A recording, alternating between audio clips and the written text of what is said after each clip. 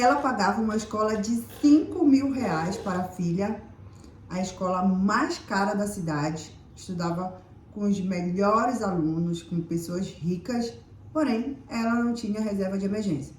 E veio a pandemia e isso causou vários problemas na vida financeira.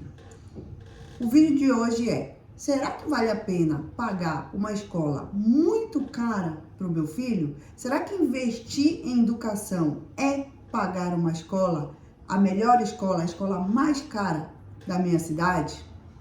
Vamos lá, que eu vou explicar sobre isso para você. Se você está chegando agora por aqui, muito prazer, o meu nome é Rosiele Pegada, eu sou especialista em finanças pessoais e aqui eu te ensino a cuidar do seu dinheiro através de um planejamento financeiro.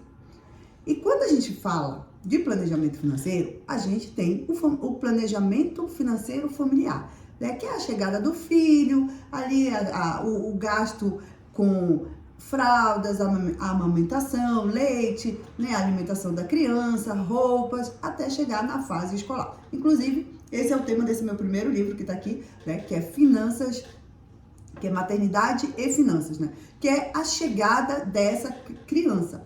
E eu falo nesse livro que quando você negligencia a próxima fase da criança, isso vai afetar a vida financeira dela. Ou seja, você está vivendo essa fase aqui sem planejar e a próxima também. Isso vai afetar a fase da criança. Então, quando a criança chega na fase escolar, você não tem um plano, um planejamento, uma ideia de quanto você pode pagar para essa criança, qual é o seu grau ali de pagamento na área setorizada ali, escola, na área educação, isso é um risco que você está correndo. Por quê? Colocar o seu filho em uma escola muito mais cara da cidade, ou muito acima do seu poder de pagamento, é um risco muito grande para a sua saúde financeira. Porque quando a gente investe em educação, quando a gente fala de educação, quer investir em educação não está relacionado apenas à escola,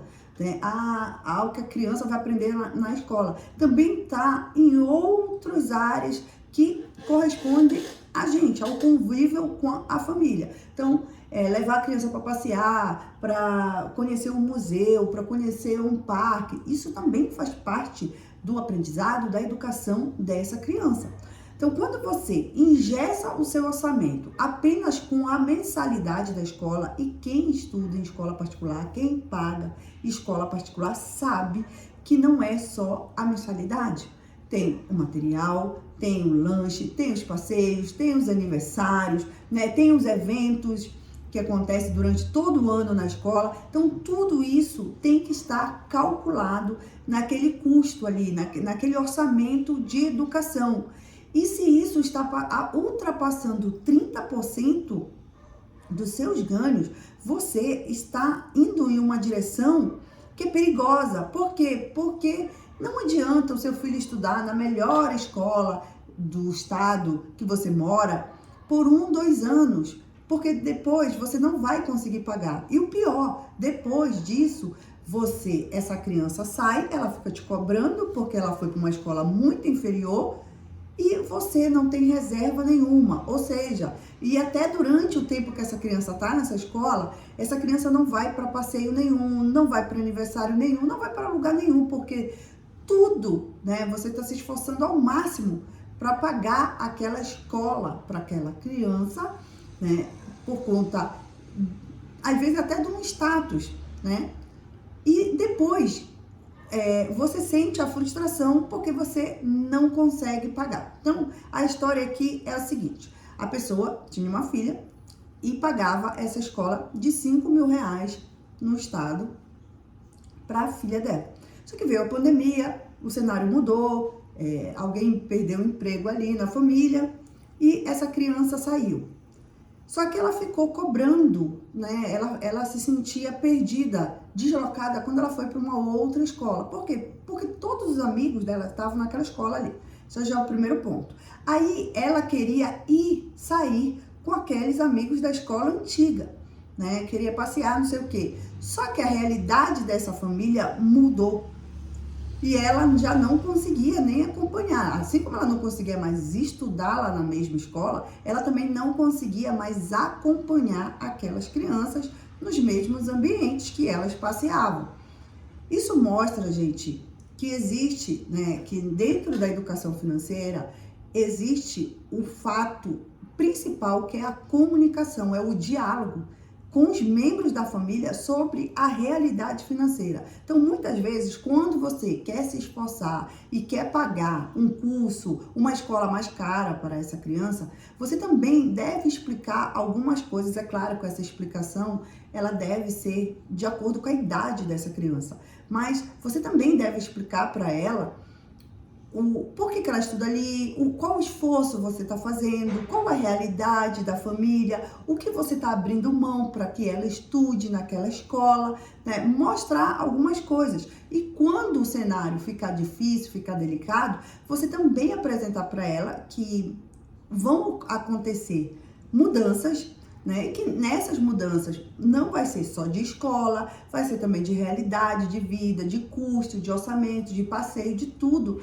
para a criança entender o que está acontecendo. É claro, gente, que não é fácil assimilar isso e viver imediatamente uma nova realidade, né? A gente vive porque a gente é adulta, a gente é praticamente forçado a viver uma nova realidade. Mas a criança, não, porque ela tem o imaginário dela, ela cria expectativas dela. Então é muito difícil ela lidar com isso e ela vai, claro, tentar forçar, tentar fazer birra, fazer a chantagem emocional que ela sabe fazer, né? Para conseguir aquilo de volta, né? Então, onde eu quero chegar aqui? Que o problema de você não fazer um planejamento, não fazer um plano e pagar uma escola só porque na sua concepção é a melhor escola e é a que vai dar a melhor educação, e essa decisão afetar a sua vida financeira, essa escola, às vezes, ela não acaba sendo não sendo a melhor. Por quê? Porque a criança não pode aproveitar os passeios, ela não pode aproveitar as festinhas, ela não pode aproveitar a convivência com as crianças, né? E tampouco você consegue desfrutar disso, você consegue descansar, porque você só está trabalhando para pagar essa escola. Então, tenha cuidado, né, com esse status que é colocado em certas situações que eu vejo. Porque, é claro, gente, todo pai, toda mãe, ele quer o melhor pro filho. Ele quer pagar melhor a escola, ele quer comprar melhor roupa, ele quer pagar o melhor passeio. A gente quer isso, e muitas vezes porque a gente não teve isso. Então, a gente quer dar essa melhoria. Mas essa melhoria deve ser dentro da nossa realidade financeira, dentro da nossa capacidade de pagamento. Porque colocar, né, engessar o seu orçamento, não ter uma reserva de emergência, não poder desfrutar da presença, do crescimento do seu filho, porque você está trabalhando loucamente para manter esse padrão, essa escola dessa criança, isso aí afeta muito mais a experiência dessa criança e acaba camuflando uma realidade financeira. Então, acaba fazendo ela achar que ela vive uma realidade diferente, que você tem uma vida financeira melhor, porque você colocou ela numa escola mais cara, mas não explicou para ela a sua realidade, as suas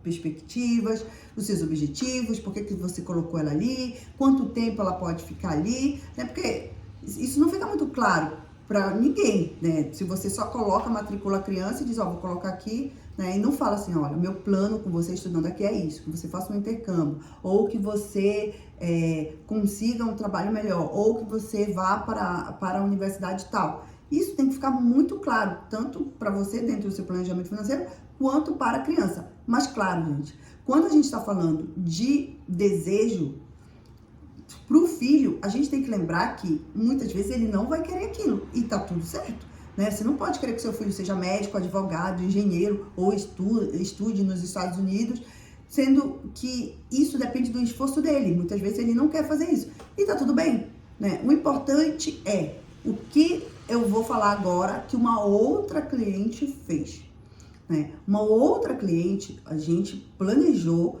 e está planejando o filho fazer medicina em uma universidade particular.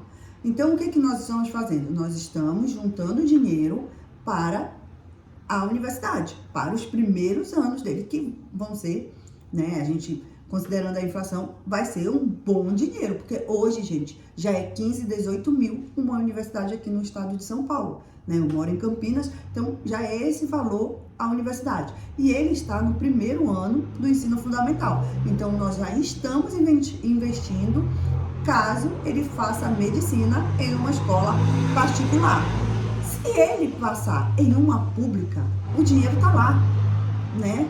Foi planejado, né? Isso. Então, olha, passou numa pública, beleza? Ele tem dinheiro aqui e a gente faz um outro plano para esse dinheiro. Mas nós fizemos um planejamento diferente de você pegar, né, seu filho passar em uma universidade de medicina ou um outro curso particular, você não ter reserva nenhuma, plano nenhum, e você vai se afundando, se matando de trabalhar ali só para que essa criança estude ali. Então, se você quer que seu filho estude numa boa escola, numa boa universidade, se planeje.